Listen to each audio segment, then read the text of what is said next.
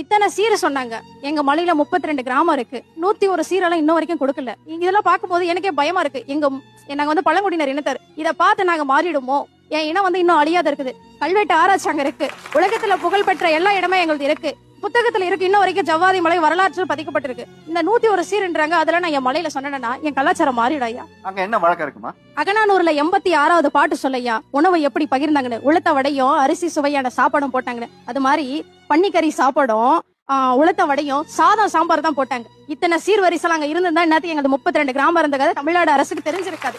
வந்தாங்கன்னா என்ன உங்க வீட்டுல கொடுத்தாங்கன்னு கூட கேட்க மாட்டோம். ஏன்னா எங்களுக்கு உடன்போக்கு மட்டும் தான் இருந்துச்சு. தொல்காப்பியத்துல உடன்போக்கு சொல்லுவாங்க. அந்த உடன்போக்கு மட்டும் தான் எங்க மலையில இருக்கு.